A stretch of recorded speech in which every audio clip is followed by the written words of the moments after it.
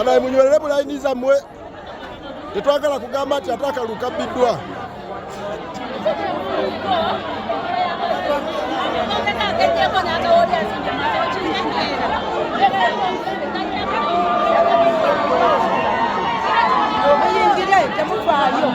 Badaya atali mulaini yamanyi.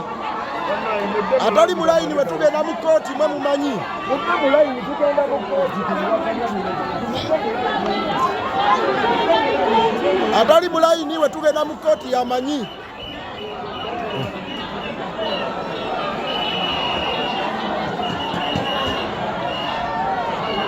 Atali mulaini wetugenda omusanga gweyongeddeyo. Bannaye mulaini mukoze atali mulaini zino layini ziri bbiri. Ati atali wano omusango gugenda mu kooti.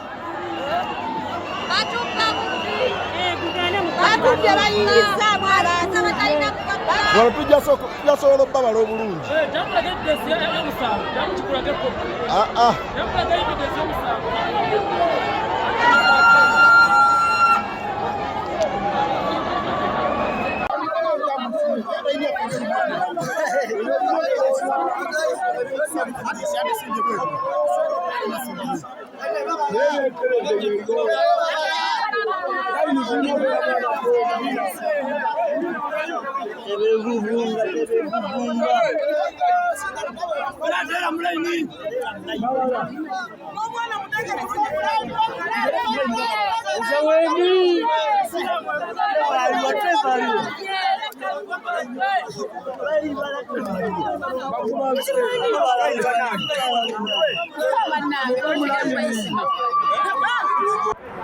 Sembo Ismail.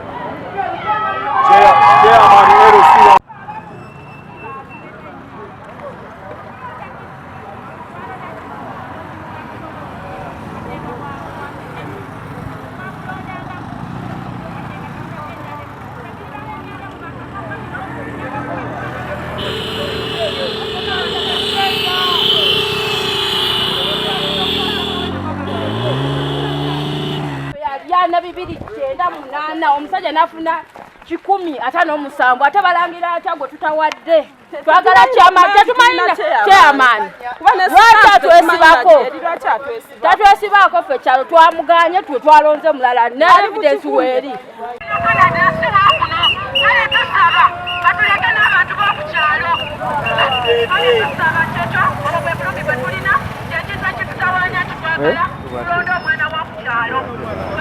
Aladisi banaye tusaba omuliriza ensonga zino twawa Isma akalulu obululu 3 plus nga tuwadde Isma aladisi n'ebitaka banaye jangu tuyambe maama tuli bantu ba NRM tuli bakyala bakulu nga bwe tulaba mu myaka tuli mufata something naye tuli wano tulajjana kwamu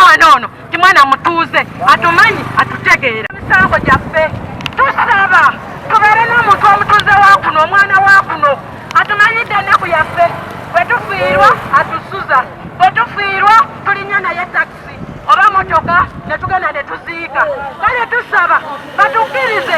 balangirire omuntu waffe bwe twalonda mu mazima atufuge mu bulungi nga si mu bubi. Bannaye tusaba bannamawulire abekikwatako bannaye ekintu kino Vayo musoke vayo. tusaba gavumenti temututwala bubi bannaye temutusiba tetulina jjinja tetulina kyabusi kyetukutte naye tuli bannaye tulina obulumi si bwa kibiina nti twagala NUP tetuli bantu ba NRM naye ekizibu kyaffe twalonda omuntu wa NUP olwokuba tukali tumutegeera mwene mutuuze wa ku kyalo mwene akola ebbanga naye mutusonyiwe tetuli kuyimbayaganga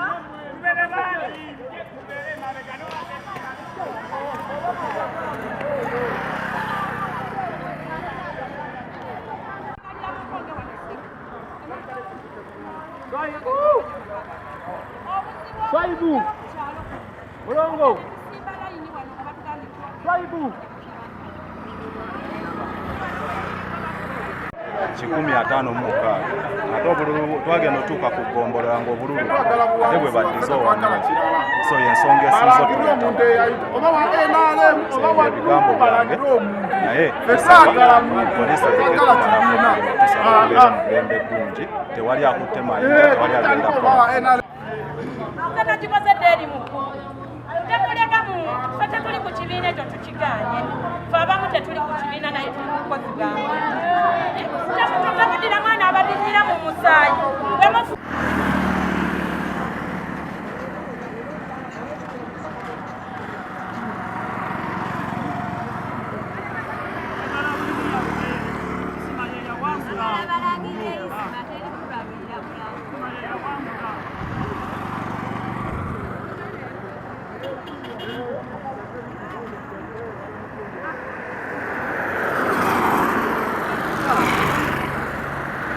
muzibuzi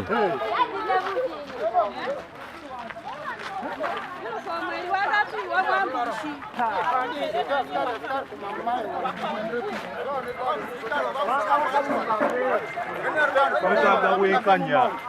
Kwanza mvio sivamu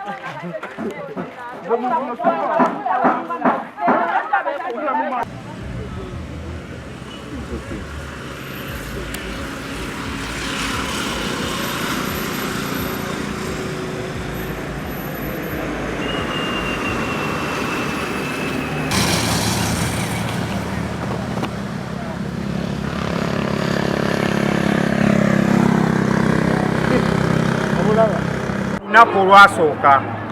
nga omuntu gwe baawo okulemberamu okulonda ku kyalo mutuuze wa ku kyalo ate amanyikiddwa nga kada we NRM era akalulu akasooka n'abakyala kalimu vulugu era kalimu okubba sayidi ya NRM netwala obuwanguzi ate kano akwazzeeko akeero si era byebimu bye byabaddewo nga tebafudde kwani asinza abantu naye ng'abantu bavuddeyo bonna ne basalawo balonde chairman owaabwe bwe bamanyi Isima ne bamuwa obululu obwabadde obungi neyabaze bwamulemeredde okukola ki okuwaatula bwatyo n'akubira bakama be ne bajja ne basalako okulonda era okulonda konna essaawa y'okulangira we yali etuuse ab'amagye basalako emmeeza eyali erangibwako ebyokulonda era bwe batyo obululu ne babukwata ne babusuula Kabangali ne omukulembeze waffe gwe twawa akalulu Isima naye bw'ati ne bamukwata ne bamutwaleka Kabangali gayo yenna yakuliramu akavuyo ako konna katabira obuyinza bwamuvaako essaawa eyo naye n'alaba birabe naye ne bamuteekako Kabangali n'ekidduka kye ekya booda kye yalina bonna ne batwala ku gombolola eyo gye balangirira omuntu gwe tutamanyi Pastor Bishop Hangington okuba omukulembeze nga bamulangirira na budde bwa kiro era okuva ku olwo tubanja buwanguzi bwaffe akalulu ne bakakola bwe kato ne bakatwala baleeta abantu bangi waliyo omwami bamuyita Mbale Hannington era ya pasita era yatwala na Kifuma nakifu masimanyi ye bishop bamutekako nga bishop naye omwami oyo newaffe eri enkonge abadde atwala sukaali n'ekiro nga bamukukusa ng'agula akalulu ntwali wano nga 28 Nkulwokuna ne tulonda bulungi omuntu waffe ne tulonda ani Yisima n'afuna obululu 298 Mbale yafuna obululu 156 naye we baali wano ne batulimbalimba nti bagenda bulangirira wa ekyampisi ne batutwala ekyampisi bwe twatuuka ekyampisi Mbale ne bamubuuza wafunye obululu bumeka n'agamba ye yafunye 298 ono ye yafunye obululu 156 kati ffe ekituleese wano tetwagala kukola kintu kyonna ffe twagala balangirira omuntu waffe yawangula ate yawangula ye Yisima si ye Bishop Hannington Mbale kyokka kye twagala agamba bakoze eki bamusinze naye abawuzi b'obunyama ne bamugamba tokola ki tokkiriza n'abamajja bajja wano ne bakuba amasasi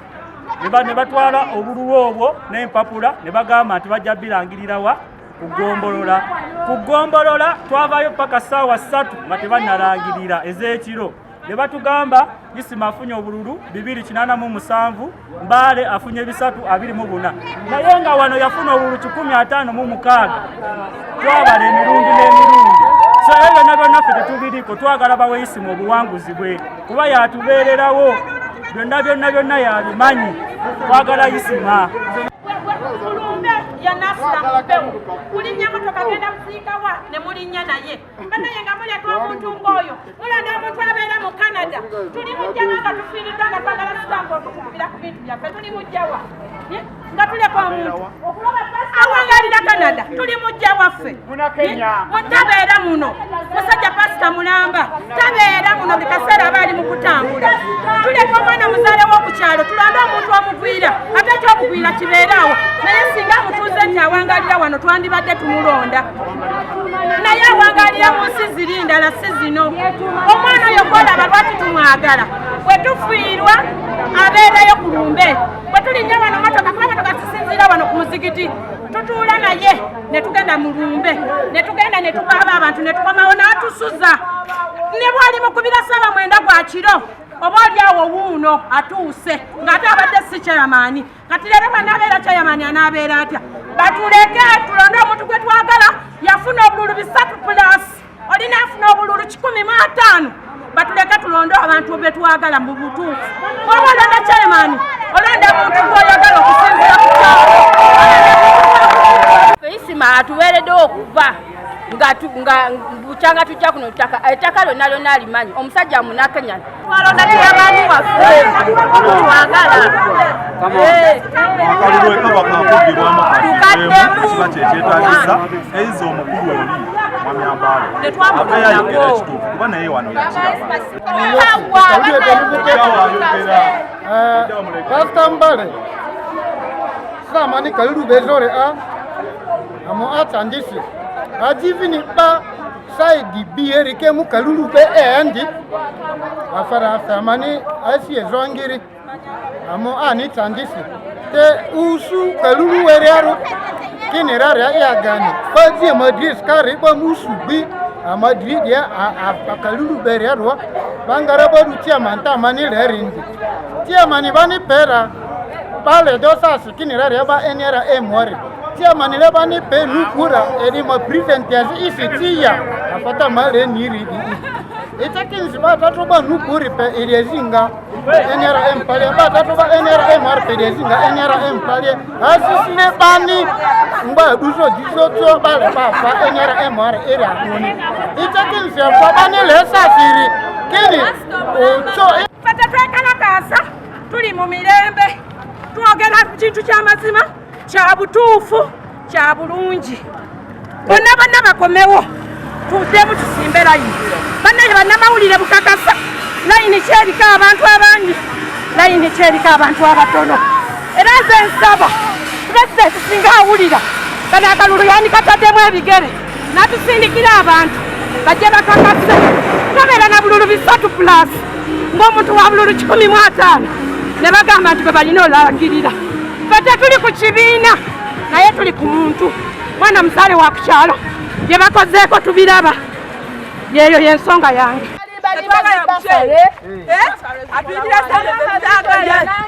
abaana betuzadde bagenda kugwera omwo yefe abatwalayo abaana baffe yatutwalayo ye yatutwalayo omusajja afuna obululu bisatu ale nafuna obululu 150 bamaliriza bamujja obujjanga mu tebalisena kulangirirwa balinze ki bamaze okulangirira bayo tebalangiridde bamujja obujjanga mu byamuka kugombolola 35 ate ne balangirira mulala Pastor Nixon Mbale so dwanira kalulu kange twagala buwagizi abantu abona bonna bemulaba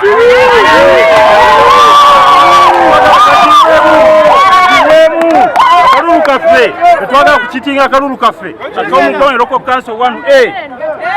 zese bumo isima awangula obululu 35 kutemu eyokunangirira ne bakuba amasasi bagenda ne balangirira abalala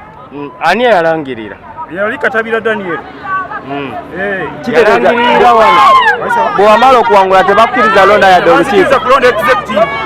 bakuba amasasi bwe mwatuuka kugombolola ne bagamba batya ne bateekawo mulala ne bateekawo Nixon Mbale omaze okudibwemu omaze okuddukirako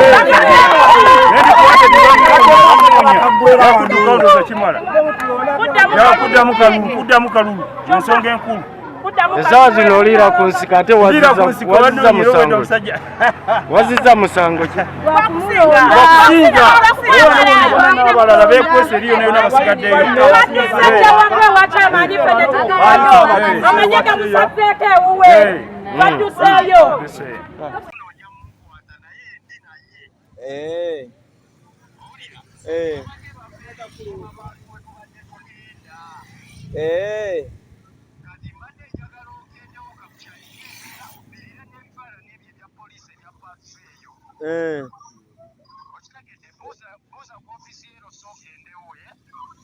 mbuuze kyalo ki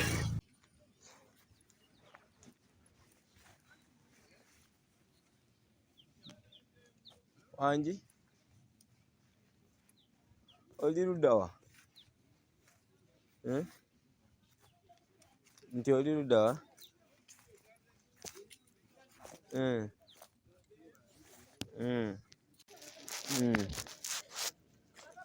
yes okay yeah let me try too. I talked to the RDC yesterday. Then she told me just to wait.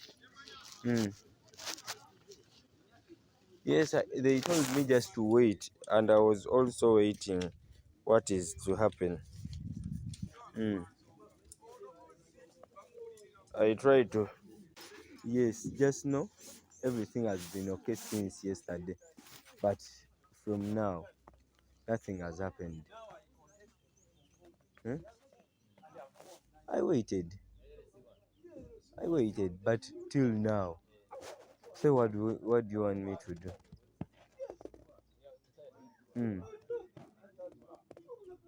Yes. Okay. Okay. Okay, let's just wait. Okay.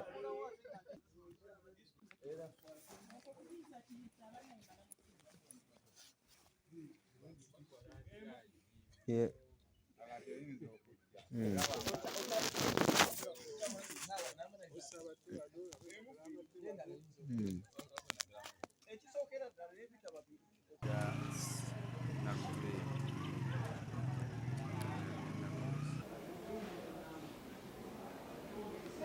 The Eliau George William, returning officer wa Mukono district. Njagala kwebaza abalonzi baffe abatuuze ba Mukono okweyisa bulungi mu kulondo okwawedde jjo nga 29 twazeemu okulonda obululu ku byalo 26 nga obululu buno bubadde we repeated these elections kubanga waliwo some kind of chaos or violence mu byalo ebyo era tutasobola okulonda obululu obwo nga 28 nga bwekibadde nga program yali. So ebyalo ebyo 26 byalonze jjo era buli kimu kyatambudde bulungi, tetunaba kufuna any petitions eva ku ebyalo ebyo 26 ebyalonze jjo. Era lwegulaawo twategezaako timwale ebyalo 2 byetasobodde okugatta ku byalo 26 okulonda, era nabyo twetegese bajja kuddamu okulonda nga Saturday nejjo eno. So kati wano ku office tuli kufuna petitions petition eziva mu kulonda kwabaddewo ku 28 era buli muntu ayita petition wano tuli kuba advisinga tufuna copy nga office otuyamba okunonyereza kubanga electoral commission headed by the chairperson ba commissioners bebalina okuwuliza zino ensonga zino ezikwatagana ne either okuddamu akalulu oba candidate awakanya ebiva mu kulonda nga abasinga basaba ati mu bululu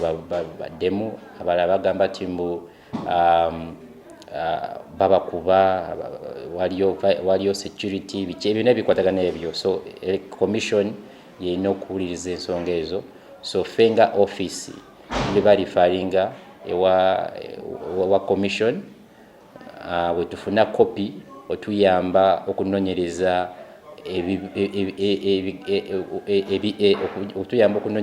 what exactly happened unaku lwokulonda,